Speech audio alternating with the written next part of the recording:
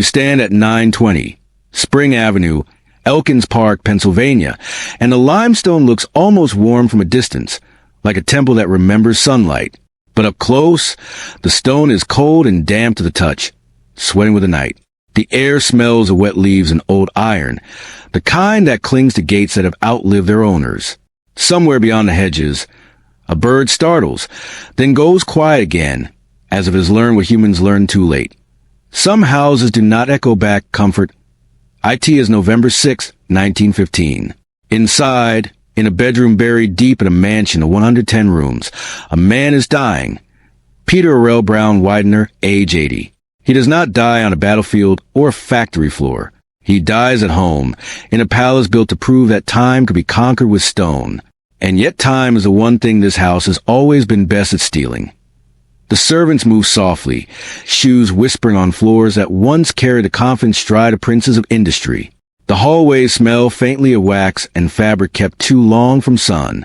Somewhere, pipes tick with cooling water. The mansion has its own heartbeat, mechanical, distant, like a reminder that even luxury needs circulation to stay alive. Outside, the estate that once stretched to 300 acres holds its breath in the dark. The gardens, once shaped, disciplined, made to obey geometry, feel wilder at night, like nature trying to reclaim the arrogance design. A fountain that once celebrated wealth now only celebrates patience, because water always outlives the people who pay to control it.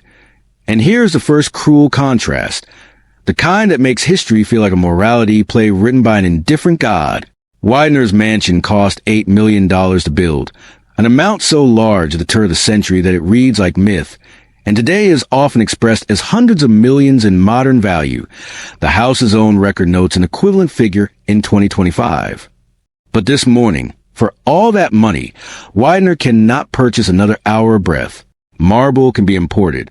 Art can be shipped across oceans. But time? Time never goes on sale. His fortune was real. Legal records and later accounting would place the value of his estate at $31,589,353. Yet even numbers like that cannot tell you what the house cost spiritually. The slow tax of pride, the maintenance of an image, the silent pressure of living inside a monument you built for your own immortality. If you listen closely, imagine standing in that corridor just outside his room. You might hear it. Not just a faint murmur of staff, but the deeper sound of family story tightening like a noose. Because Widener did not only build a mansion, he built a container for grief. 3 years earlier, in 1912, this family's name was thrown into the Atlantic night, into the cold mathematics of lifeboats and locked gates, when George Dunn Widener and his son Harry Elkins Widener went down with the RMS Titanic. Peter Widener outlived them, but reportedly, as those close to him later suggested, he never truly recovered. The body survives. The mind becomes a haunted wing of the same house, and so when Peter Widener's eyes finally close at Lynnewood, it is not just an old man dying. It is an empire's architect realizing, too late, that the foundation was always emotional sand. And now, look around you again, a mansion designed to hold a dynasty, standing in silence, already beginning its long transformation into something darker, an inheritance no one wants, a trophy that becomes a trap. Because the story you were told is that this was a palace. The story history whispers is that it became a curse.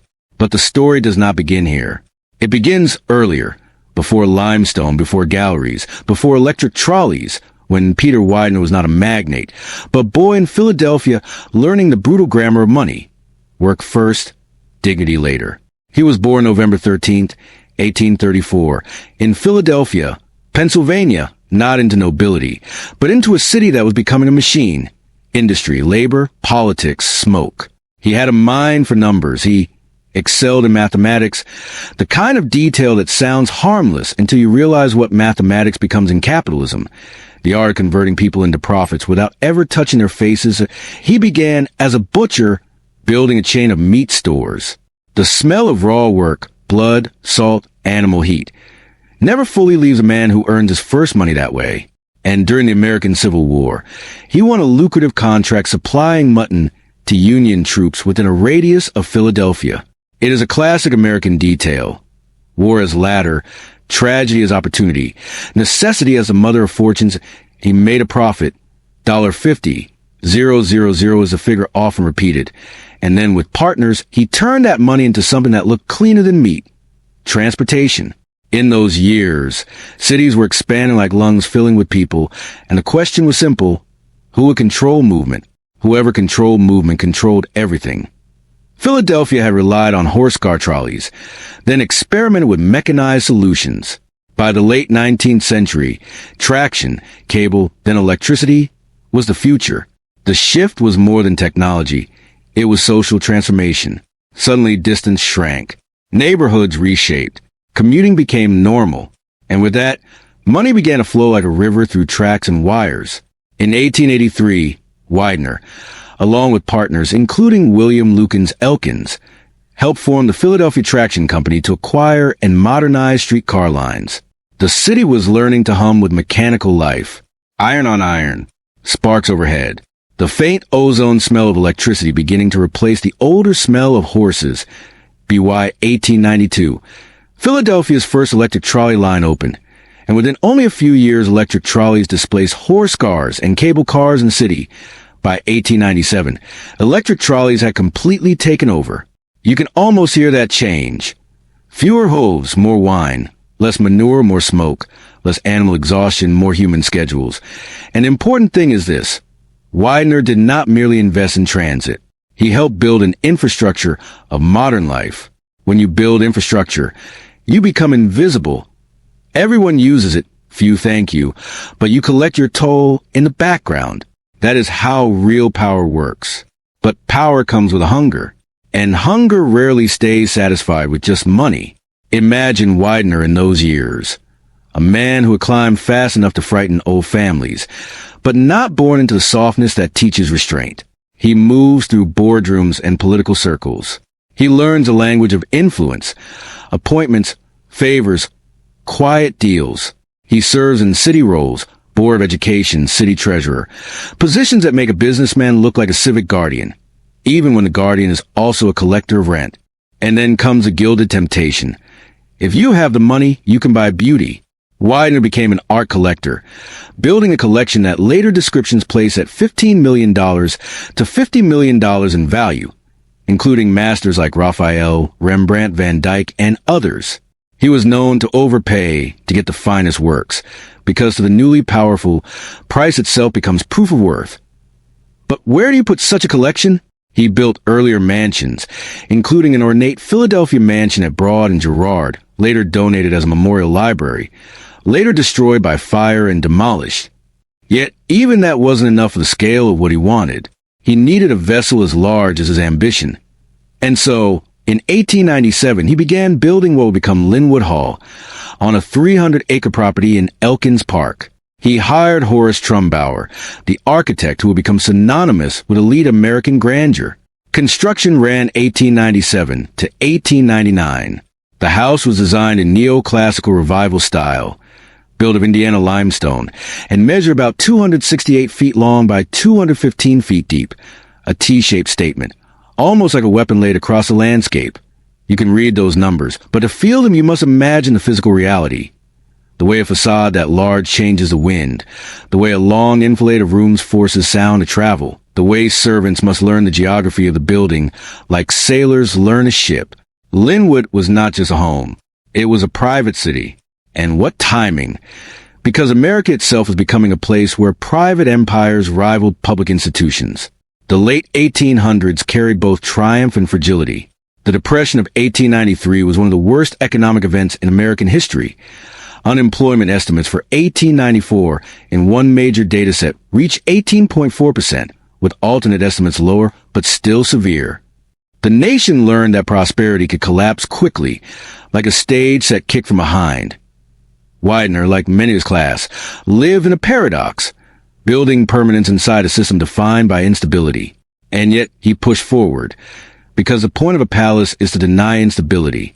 The point is to say, I am not like everyone else. I am safe. I am untouchable. The opening gala was held in December 1899, commonly cited as December 19th. with about 400 guests and musical performance, including the New York Symphony and soprano Johanna Gotsky. Imagine the sensory overload. Perfume, cigar smoke, champagne acid on the tongue, silk brushing skin, laughter ricocheting off stone. Outside, winter air biting. Inside, warmth bought and controlled. And somewhere in that celebration, little did they know, death was already practicing its timing. Because families do not only inherit money, they inherit patterns. And Widener's pattern was simple. If there's a hole, filled with scale. If there's fear, buried under stone. He had married Hannah Josephine Dunton in 1858, and they had 3 sons. The first son, Harry, died of typhoid fever in 1871 at age 11. That kind of loss imprints a family permanently. It also teaches a dangerous lesson. Love is fragile, so build something that looks stronger than love. After Hannah died, Widener's desire hardened. He wanted to keep his remaining family close, under one roof, inside one controlled universe. Lynnewood would hold them together. That was a dream, but houses cannot force hearts to stay. Now, walk with me through Lynnewood as it was meant to be seen. The exterior first. Indiana limestone, pale and aristocratic, meant to resemble Europe's old power. Neoclassical order, columns, symmetry, the illusion of rational perfection. In America, this style always carried a message. We are not new money. We are civilization itself. You step inside the great hall and feel temperature change. Stone coolness rising through shoes, air heavier, quieter. The doors are described as solid Florentine bronze by preservation accounts. Imagine the metals chill under your palm, the faint metallic smell left on skin, the weight that makes you aware of your own smallness. The mansion held luxuries beyond decoration. It had its own electrical power plant, its own systems, because the wealthy didn't want to rely on the public world. A palace is a form of secession, leaving ordinary life while still living inside the same country. There were 55 bedrooms. Think about that. Not just rooms, but potential lives. Dozens of sleeping spaces waiting for a future that might never arrive. There was a ballroom for 1,000 guests. A number so large it becomes absurd, unless you understand the true purpose of such rooms. To stage power publicly, to make wealth social, to turn money into myth. There were art galleries designed to hold masterpieces like sacred relics. The house itself was an argument that Widener's taste was as important as Widener's money. Preservation histories describe interiors filled with imported European elements, paneling from chateaus, Versailles tag furniture, tapestries, sourced by elite dealers like the Devine brothers. You can almost smell the old wood and fabric. The sweet dust of centuries shipped into a new country to give a new fortune, an older soul. And yet, while the mansion rose, cracks were forming. Not just physical cracks, psychological ones. Widener's empire lived in America that was industrializing fast, consolidating fast, and panicking fast. The early 1900s saw financial structures evolve into something more fragile than it looked. Trust companies, tight credit, market dependence. The panic of 1907 would show how even powerful systems could seize when confidence collapsed, with trust companies acting like shadow arteries in the financial body. The lesson was clear. Modern wealth was not built on gold, but on belief. But the Widener family believed in something else, that the house itself could be a shield. And then 1912 arrived, April 1912. In the North Atlantic, the Titanic, the symbol of modern confidence, met an iceberg, and in under 3 hours the ship that was supposed to be unsinkable became a sinking sermon about limits. Of 2,224 passengers, 1,514 perished, according to Harvard's account. Among them, George Dunton Widener, born June 16, 1861, and his son Harry Elkins Widener, born January 3, 1885. They were not anonymous. They were not steerage. They were first class, wealth riding velvet into the same freezing water as everyone else. They had traveled to Paris. Accounts say their original intentions included hiring a chef for a Philadelphia hotel. The Preservation Foundation narrative frames it as a Philadelphia Ritz-Carlton, and gathering items and books. The details vary by retelling, but the core outcome does not. They boarded Titanic at Southampton. They occupied cabin C80/82 on April 14th. Before the collision, the Wideners hosted a dinner party honoring Captain Smith in the a la carte restaurant. One of the most powerful men on the most powerful ship, entertained by one of the most powerful families. History loves symmetry like that, because symmetry makes irony easier to see. When disaster came, George and Harry put Eleanor Elkins Widener into Lifeboat 4. She survived. They did not. And Harry, young, Harvard graduate, rare book collector, had been advised to try for a lifeboat. He replied, in one widely repeated line, "I'll stick to the big ship and take a chance." It reads like pride, but it might also be something else. Disbelief, the inability of the privileged to imagine that rules can truly apply to them. Imagine the sensory horror, the metallic scream of stress rivets, the tilt under your feet, the salt air cutting lungs, the smell of coal smoke mixing with ocean spray, women crying, men arguing, orders shouted into wind. In that chaos, money becomes paper. Titles become breath. The Atlantic becomes the only authority. Back at Lynnewood Hall, the palace meant to hold the family together suddenly becomes something else. A museum of absence. After 1912, Peter Widener still had a surviving son, Joseph Early Widener, who inherited and managed the estate after Peter's death. But grief changes architecture. Every room becomes a reminder of who is missing. The silence gets heavier because it has names attached to it.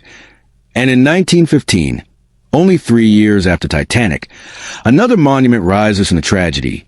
Widener Library at Harvard. Harry's mother, Eleanor, donated $2 million to build a new library as a memorial. Harvard moved quickly. The library opened June 24, 1915, commencement day, barely 3 years after sinking. A noble gift, carrying what a senator called the shadow of a great sorrow. So here's a strange moral geometry. The palace on Spring Avenue becomes heavier with grief, while a library in Cambridge becomes a public flower growing out of private loss.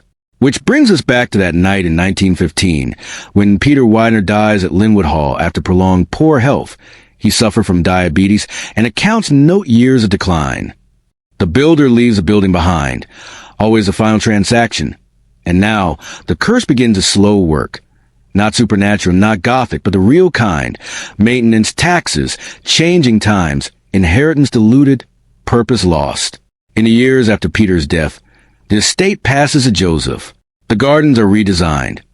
Accounts note a French-style redesign by Jacques Grieber in the mid-1910s, and fountains by Henri Leon Grieber tied to the estate. The staff reaches about 100 at peak. Think about that hidden economy. Dozens of lives orbiting one family, one house, one idea of greatness. The smell of kitchen steam, stable hay, cut grass, machine oil for maintenance, an entire world built to keep one palace shining. But America changes. The Gilded Age model, private treasure houses run like courts, becomes harder to sustain. Even within the Widener story, you can feel a shift from private possession to public legacy. In 1942, Joseph Widener donates over 2,000 works to the National Gallery of Art in Washington, D.C., including major works credited to Raphael, Bellini, Rembrandt, Van Dyck, and others. It is an act of generosity, and also an act of surrender. The palace's purpose begins to drain away. In 1943, after Joseph's death, parts of the estate are sold off for development. Land is cut away like flesh from bone. That is how great estates die. Not all at once, but by 1,000 practical decisions. Then the mansion changes hands. It becomes something far from its original intent. In 1952, it is purchased by Faith Theological Seminary for $192,000, with modern equivalent value noted in the record. Imagine the echo of theology in rooms built for champagne. The smell changes from cigars and perfume to paper, chalk, cafeteria coffee. The house adapts. But adaptation is not the same as care, as the seminary struggles financially.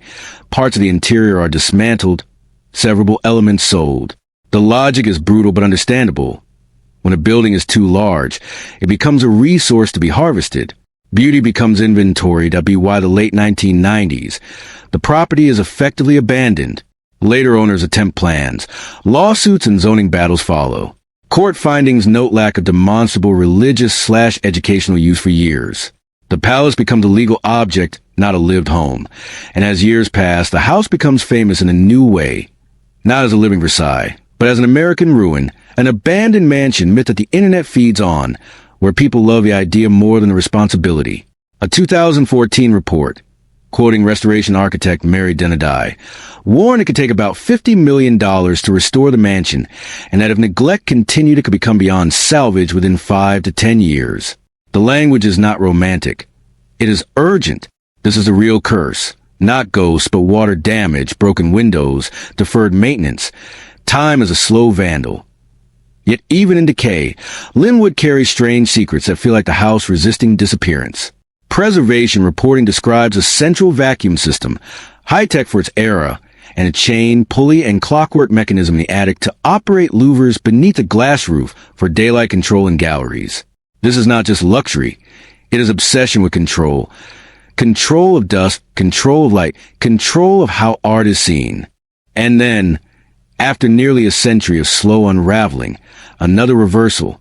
In 2023, Lynnewood Hall is purchased by the Lynnewood Hall Preservation Foundation, with plans to restore house and grounds. The sale is reported as $9 million, with funding including a major donation cited in later summaries. In 2025, the property is listed on the National Register of Historic Places. The palace, once a private world, begins to move, slowly, toward public future. So what is a legacy? Here's the moral ambivalence.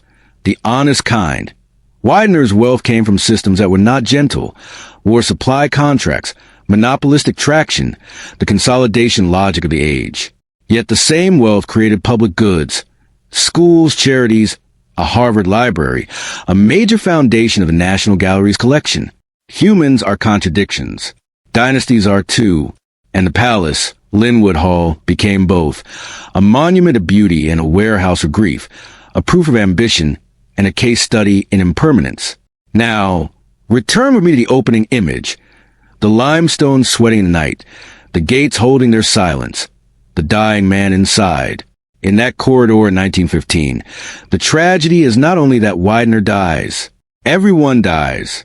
The tragedy is that he built a fortress to keep loss out, and loss moved in anyway, room after room after room of it. Money could buy limestone. It could buy Rembrandts.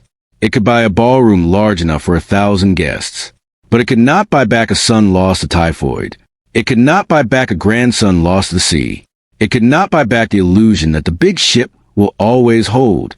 And perhaps that is the final lesson of this palace curse. The larger the monument, the louder the silence when the people are gone. Today, Lynnewood Hall stands at 920 Spring Avenue, still enormous, 109,848 square feet, 110 rooms, still waiting to be fully restored, still carrying the fingerprint of an era when the private rich built cathedrals to themselves. It is being pulled back on the edge now, but the edge is part of its story forever. If you ever stand there in the late afternoon, likely when the sun hits the limestone at an angle that makes it glow, you might feel the strange truth. The house is beautiful, and the house is sad, and both can be true at once. Because history does not punish with lightning. History punishes with time, and time always collects its rent.